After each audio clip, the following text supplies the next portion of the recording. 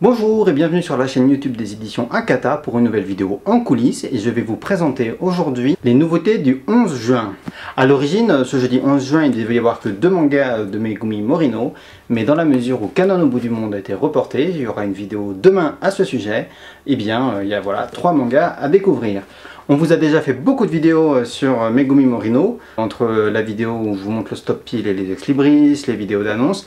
Je vais pas m'attarder dessus pendant très longtemps parce que c'est vrai que voilà, il y a déjà beaucoup de choses qu'on vous a dit dessus. Là, l'intérêt, ça va être de vous laisser découvrir aussi ces deux œuvres-là, et on aura peut-être d'autres choses à vous dire sur les tomes suivants. Et puis bon, il y aura peut-être d'autres personnes à part moi qui viendront vous en parler. Quand même, on s'est pas mal pris la tête sur une chose, sur ces deux tomes-là, parce que comme vous le savez, sur nos mangas, pour essayer de rendre les choses intelligibles pour tout le monde, on met 3 mots-clés en 4e de couverture. Et c'est vrai qu'on s'est pas mal pris la tête pour trouver les mots-clés sur ces deux séries-là, parce qu'on voulait sortir des mots trop classiques qu'on met parfois comme quotidien, romance, et on voulait essayer d'expliciter les choses un peu différemment, et en même temps on a fait un petit clin d'œil entre les deux œuvres, ce qui fait que pour My Dear Neighbor, on a mis sentiment, famille, retrouvailles. Et il y a des choses qui sont vraiment cachées dans le sens que prennent ces mots-là par rapport à l'histoire. Et pour à tes côtés, on a mis comme mots-clés sentiment, destin, adolescence. Donc dans les deux, on a les mots sentiment. Et après, bon, il y a des choses différentes et qui sont aussi par rapport aux termes parfois qui étaient utilisés dans la promotion au Japon, notamment le mot destin. Ensuite, il y a une deuxième chose sur laquelle on s'est un peu posé des questions sur ces deux mangas de Megumi Morino. C'est sur la jaquette et notamment sur la texture qu'on allait lui donner. En général, bon, on a deux textures de base qui sont soit la texture brillante, voilà, comme ils le sont là au final. C'est aussi la texture qu'on a mis sur tous nos shoujo feel good, qu'on a aussi mis sur Bless You, qu'on met voilà, sur beaucoup d'ouvrages. Et ça nous arrive de mettre une autre texture qui est la texture plutôt mate. On met sur des ouvrages comme Perfect World, Don't Fake Your Smile, Tant que nous serons ensemble, Entre deux, Orange. Personnellement, j'ai un petit faible pour la texture mate. C'est vraiment une question de goût et de rendu. Je trouve le rendu du papier plus agréable au toucher. Alors après, certains trouvent qu'il est plus fragile et que c'est plus joli en brillant. Ça, c'est vraiment une question de goût. Et sur ces deux titres-là, on s'était un petit peu demandé qu'est-ce qu'on fait. On met en mat, on met en brillant. Alors il faut savoir que c'est un tout petit peu plus cher de mettre en mat. Au final, on a décidé de les mettre en brillant. On a décidé de les mettre en brillant, en fait comme au Japon. On s'était posé notamment la question parce que c'est vrai que sur Good Morning Little Briar Rose, je vais le chercher dans les placards. Me revoilà. Et donc sur Good Morning Little Briar Rose, justement, on s'était permis une petite fantaisie qui n'était pas sur la version japonaise. Je ne sais pas si on arrive à le voir. Ah si, là on le voit un petit peu. Mais vous voyez, on avait mis un vernis sélectif qui fait un petit effet brillant. Et en fait, c'était du coup une jaquette mate avec du vernis sélectif. Parce que ça, voilà, c'est un truc qu'on trouve assez classe. Bon, pour le coup, ça coûte plus cher à faire vraiment. Et on s'était demandé si c'était pertinent de faire la même chose sur À tes côtés et My Dear Neighbor. Mais la conclusion, c'est qu'on n'avait pas forcément des éléments graphiques qui auraient bien rendu avec un vernis sélectif. Là, on avait le cadre sur Good Morning Little Briar Rose qui se justifiait assez bien. Mais comme on n'a pas de cadre sur ces deux ouvrages-là, c'était pas forcément nécessaire et pertinent. Alors restait la question mat et brillant. Et on est parti sur du brillant, peut-être aussi pour le distinguer un petit peu des autres ouvrages, parfois très sérieux, très sociétal qu'on peut faire, comme justement Perfect World, Don't Fake Your Smile. Bon, là, les ouvrages sont pas légers non plus, mais ça permettait peut-être aussi de les distinguer de beaucoup de nos ouvrages qu'on fait en jaquette mat. Et on s'est dit que ça serait pas mal qu'ils se distinguent. Alors pour le coup, il y a peut-être plus de shoujo manga en français qui sont publiés avec ce type de jaquette, mais c'est pas ce qu'on fait nous en général, donc ça permettait de les distinguer un petit peu. Et puis aussi, avec la jaquette brillante, il y a moins de risque de transparence. Alors d'ailleurs, j'espère que vous êtes des bons lecteurs de manga. Parce que comme vous le savez, si on aime vraiment les mangas, il faut enlever la jaquette pour regarder ce qu'il y a dessous. Et donc en fait il y a bien des choses dessous. On fait comme en Japon. Et voilà, donc il y a des bonus. Et il y a aussi du coup des bonus sur My Dear Neighbor qui sont pour le coup vraiment des bonus qui ont été complètement inédits parce que sur la première version de cette série là il n'y avait pas de bonus et sur la nouvelle édition elle a rajouté 2 pages qui se passent beaucoup plus tard dans l'histoire. J'ai fini pour la présentation de ces deux ouvrages-là et on va passer donc à Kanon au bout du monde.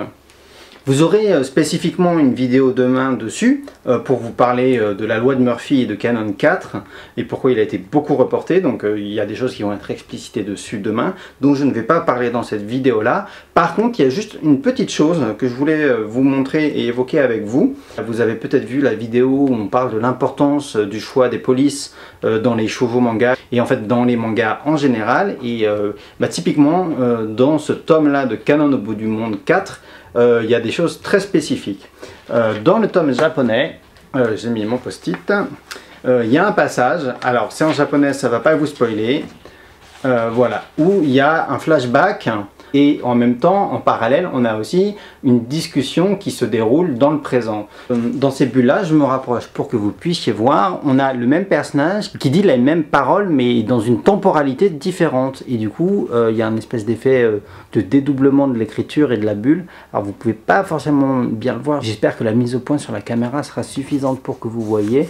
Mais voilà, et du coup il y a un espèce d'effet de dédoublement et on s'est demandé comment on allait pouvoir rendre ça en français. Ce qu'on a fait, alors comme vous le savez, on utilise des polices différentes pour le présent et pour le passé, les flashbacks, ce qui fait que si vous êtes attentif, alors c'est très subtil, il faut avoir l'habitude, hein, mais si vous regardez les textes, bon, comment je fais pour pas vous spoiler? Je vais cacher les bulles spoilantes, mais je vais vous montrer quand même ce qu'on a fait. Et vous voyez là, sur la bulle « Tu sais, Canon », on a le même personnage qui parle, mais sur la partie gauche et la partie droite de la bulle, c'est pas la même police. Et ça, c'est la police du présent et la police du passé. Donc il y a un espèce d'effet un petit peu bizarre. En fait, l'œil, intuitivement, il sent qu'on n'est pas sur une bulle habituelle parce que la police change et c'est assez subtil pour que, en même temps, ça ne dérange pas la lecture. Hop là. Et je vous montre pas le reste parce que je ne veux pas vous dévoiler ce qui est dit dans les bulles suivantes pour vous laisser la surprise de la découverte. Mais voilà, c'était encore un petit secret de fabrication de Canon au bout du monde tome 4. Et pour avoir plein d'autres secrets de fabrication, je vous invite à regarder la vidéo qui sera disponible demain. Donc Canon au bout du monde 4 et la loi de Murphy. On va parler de la couverture, du report, plein d'autres choses. Je voulais quand même profiter, parce que je vous ai jamais parlé de Canon au bout du monde en vidéo, pour vous rappeler que cette série au Japon, elle a été très très remarquée, et notamment dans la profession. Beaucoup de mangaka assez réputés là-bas ont vraiment poussé cette série-là en la recommandant et en la louant pour toutes ses qualités. Parmi les personnes qui justement ont parlé de cette série-là, il y a Keiko Nishi qui est donc une dessinatrice de shoujo manga très importante qu'on a publié avec 2 one-shots, Avec toi et Voyage au bout de l'été, et aussi Takako Shimura. Je suis très content voilà, maintenant de pouvoir aussi réappuyer dessus puisqu'on la publie maintenant officiellement. Et puis aussi Shuzo Oshimi, qui est un auteur maintenant qu'on n'a plus besoin de présenter. D'ailleurs c'était assez marrant parce que dans le tournoi Seinen Manga News, Canon au bout du monde a à un moment affronté les liens du sang. Pour moi c'était un petit clin d'œil marrant et je me disais ça serait marrant que Canon l'emporte sur les liens du sang, même si j'avais pas trop d'espoir dessus. À ce moment là j'ai hésité à faire des petits messages sur les réseaux sociaux, genre c'est le moment pour vous rappeler que Shuzo Oshimi recommande Canon au bout du monde. Et puis finalement je l'ai pas fait. En tout cas, c'était une petite chose que j'avais envie de vous rappeler parce que je trouvais ça assez rigolo. Voilà, j'en ai fini avec la vidéo de présentation des nouveautés du 11 juin. Alors en ce moment, c'est vrai que l'approvisionnement des livres en librairie, c'est un petit peu compliqué. Vu la situation, tous les entrepôts sont très surchargés. Il y a du délai parfois et aussi pour les commandes et les recommandes des libraires, ça prend un petit peu plus de temps que d'habitude. Donc surtout, n'hésitez pas à appeler vos libraires pour savoir s'ils les ont reçus. N'hésitez pas aussi à aller les voir, à leur demander de commander les ouvrages. En tout cas, j'espère que vous allez vous pencher vraiment sur le travail de Megumi Morino parce que À tes côtés, c'est une œuvre vraiment de qualité et je radote, mais c'est un énorme best-seller au Japon. Je vais m'arrêter là et je vous dis à demain pour une vidéo sur Canon au bout du monde et en attendant, passez une bonne journée.